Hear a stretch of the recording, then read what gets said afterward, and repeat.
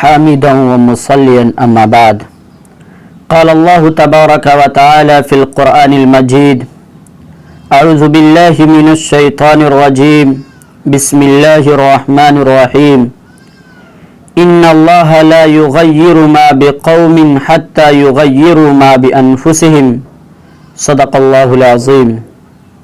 ہے جرم اگر وطن کی مٹی سے محبت، ہے جرم اگر وطن کی مٹی سے محبت، یہ جرم سدا میرے حسابوں میں رہے گا۔ عزت مآب اساتذہ کرام اور اس تقریب میں موجود معزز حاضرین، السلام علیکم۔ آج کے اس پروگرام میں جس موضوع پر لب کشائی کرنے کی جسارت کر رہا ہوں وہ یوم آزادی ہے۔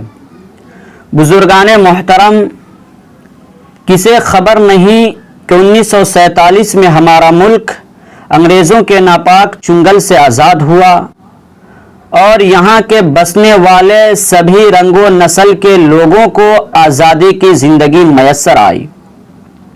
محترم سامعین، آج سے 250 برس قبل ہمارے ملک ہندوستان پر انگریزوں نے اپنا تسلط قائم کر لیا تھا۔ گلشن ارضی ماتم کدہ بنا ہوا تھا۔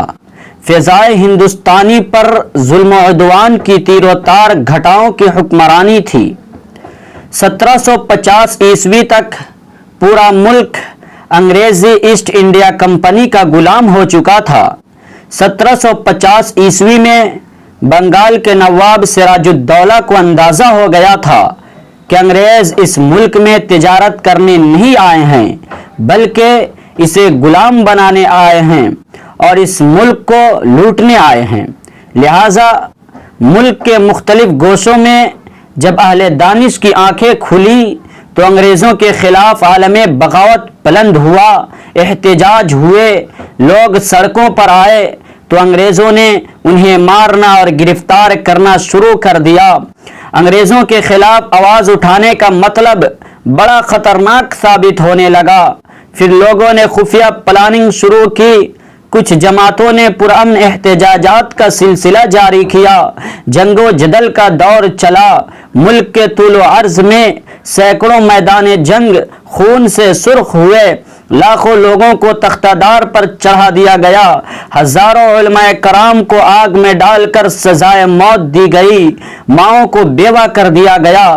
بچے یتیم ہو گئے۔ الغرض مجاہدین آزادی کی انتھک کوششوں کے بعد، لاکھوں افراد کی قربانیوں کے بعد 1947 کو ہمارا ملک آزاد ہوا اور آج ملک کی آزادی کو 76 سال مکمل ہو گئے۔ لیکن آپ کو معلوم ہے کہ ظالم انگریز اس آزاد ملک کو کئی طرح کی مصیبتوں میں ڈال کر گیا تھا۔ انگریزوں نے ہی اس دیش کو ٹکڑے کرانے کی سازش کی۔ انگریزوں نے ہی اس ملک میں ہندو مسلم کو لڑانے کے لیے نفرت و فساد کا بیج بویا۔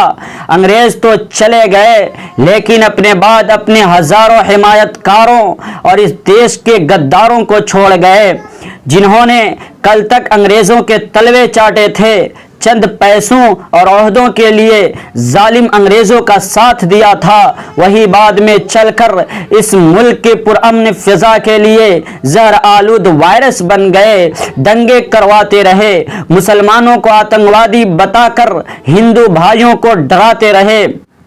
آج 60-70 سال کی سازشوں کا نتیجہ ہے کہ ملک پر انہی کے پیروکاروں کی حکومت قائم ہے۔ ہزار کوششیں ہو رہی ہیں کہ ملک کو پھر سے غلام بنایا جائے۔ ملک کی جمہوریت پر ڈاکے ڈالے جا رہے ہیں، آئین کی کتاب میں تحریف و ترمیم کی جا رہی ہے، بے قصوروں کو سر عام مارا اور کاٹا جا رہا ہے، حق والوں کا حق چھینا جا رہا ہے، مسلمانوں سے اس ملک کی شہریت مانگی جا رہی ہے۔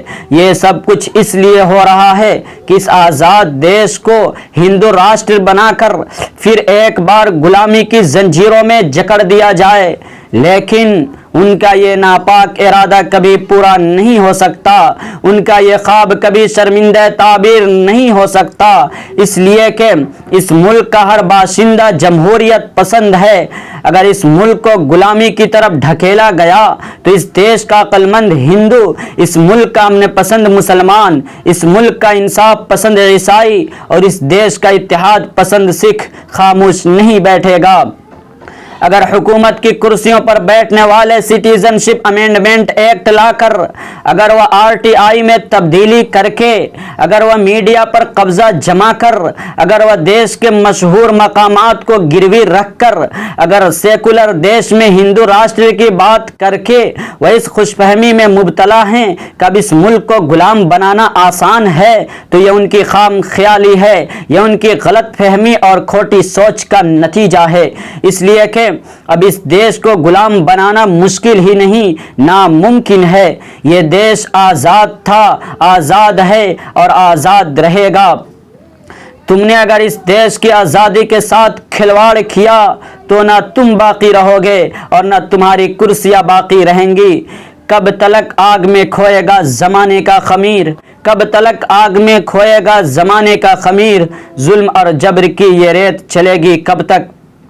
محترم سامعین، آج 15 اگست کے موقع پر میں کھل کر کہنا چاہتا ہوں کہ اس ملک کے چپے چپے پر، اس دیش کے خطے خطے پر، ذرے ذرے اور بوٹے بوٹے پر ہم سب کا برابر حق ہے۔ کوئی اس ملک میں ہم کو ڈرا نہیں سکتا، کوئی اس دیش سے ہم کو بھگا نہیں سکتا۔ کتنی ہی آندھی چلے یا طوفان آئے، کوئی اس دیش کا کچھ نہیں بگاڑ سکتا۔ میں اس بات پر مطمئن ہوں کہ ہمارا دیش آج بھی آزاد ہے اور کل بھی آزاد رہے گا۔ میں راحت اندوری کی نشار کے ساتھ اپنی تقریر ختم کرتا ہوں۔ اگر خلاف ہے ہونے دو، جان تھوڑی ہے، اگر خلاف ہے ہونے دو، جان تھوڑی ہے، یہ سب دھواں ہے، کوئی آسمان تھوڑی ہے۔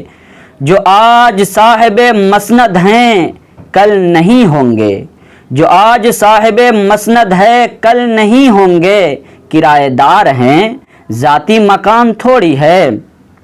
لگے گی آگ تو آئیں گے گھر کئی زد میں، لگے گی آگ تو آئیں گے گھر کئی زد میں، یہاں پہ صرف ہمارا مکان تھوڑی ہے۔